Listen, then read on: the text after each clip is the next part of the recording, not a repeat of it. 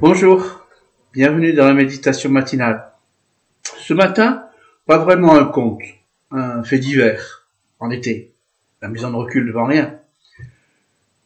Un fait divers, c'est un conte qui deviendra plus tard une histoire dont on peut tirer une morale, et pour nous, ce sera une morale biblique. Ça se passe dans un hôpital pour enfants, un hôpital d'oncologie, très difficile. On soigne le cancer. Deux enfants se croisent. L'un, un garçon, il sort, avec son bon de sortie à la main. C'est fait. 2 ans de traitement, il est guéri. Celle qu'il croise, c'est une petite fille de 10 ans aussi qui rentre pour une aplasie médulaire très grave, une leucémie foudroyante. Et le hasard, c'est-à-dire la forme que prend Dieu pour rester anonyme, fait que l'interne de garde a les 2 dossiers dans les mains. Et ce qui se passe est extraordinaire. Les 2 enfants sont hémocompatibles à 100%. Une transfusion peut-être quasi immédiate. L'interne procède à ce qu'on appelle les consentements de l'un, de l'autre, des parents de l'un, des parents de l'autre. On est dans les années 70, les 2 enfants se retrouvent à côté sur un lit avec une machine qui fait passer le sang de l'un à l'autre. Et au bout d'un moment, l'interne prend du temps. Et en prenant du temps, il écoute ce que dit le garçon qui marmonne entre ses dents. Et il entend clairement l'enfant qui dit « C'est quand même dommage, c'est une fille, elle profitera pas de mes jouets. » Elle profitera pas de tes jouets. L'interne s'approche et dit au garçon « Mais pourquoi tu veux qu'elle ait aussi tes jouets ?» Et en disant ça, il réalise que l'enfant est persuadé qu'il va mourir. Il est persuadé qu'en donnant son sang, eh bien ce sera elle qui sera sauvée et lui qui sera perdu. Et il le fait avec un calme étonnant. L'interne s'en assure, vérifie qu'effectivement l'enfant a cru qu'il allait donner son sang, il était d'accord, et c'est la petite fille qui allait vivre et pas lui.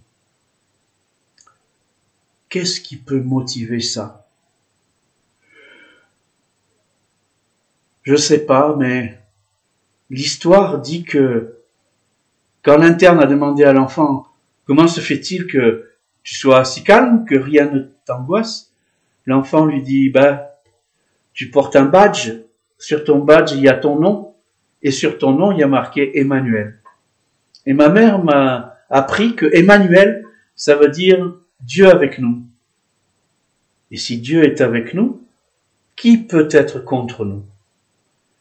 C'est effectivement ce que l'apôtre Paul écrit dans l'Épître aux Romains, au chapitre 8. Que dirons-nous donc de plus? Si Dieu est pour nous, qui sera contre nous? Lui qui n'a pas épargné son propre Fils, mais l'a donné pour nous tous. Comment ne nous accorderait-il pas tout avec lui? Qui accusera ce que Dieu a choisi? C'est Dieu qui les déclare justes. Qui les condamnera? Christ est mort, bien plus il est ressuscité. Il est à la droite de Dieu, il intercède pour nous. Qui nous séparera de l'amour de Christ? Serait-ce la détresse, l'angoisse, la persécution, la faim, le dénuement, le danger, l'épée ou le cancer? Je ne crois pas qu'on puisse avoir, pour un enfant de 10 ans, la notion de sacrifice, la notion de martyr, des choses pour lesquelles on va vouloir mettre des noms qui risquent de ne pas coïncider avec l'esprit qui a présidé à la chose. La chose, c'est que, voilà, on a ce qu'on a à faire, les décisions vont être prises pour des motifs parfois étranges, puisque ici, dans cette méditation, on a souvent dit que Dieu choisit des chemins détournés pour nous parler. Des chemins détournés, de donner sa vie en donnant son sang. Il y a tant de parallèles avec ce qu'a fait le Christ. Si ce n'est l'âge, si ce n'est les circonstances, franchement, c'est peu, c'est pas grand-chose, c'est peu. Voilà, c'est un enfant qui aura sans aucun doute une belle vie, les deux, on suppose. Et cette idée qu'il ait pu dire Emmanuel, Dieu avec nous, c'est un signe pour que quoi qu'on puisse me proposer, je vais y aller. Il sortait de l'hôpital avec son bon de guérison, il y est re-rentré pour donner son sang pour quelqu'un d'autre.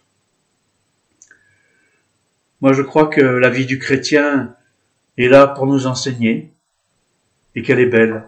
Je vous souhaite une bonne journée. À bientôt.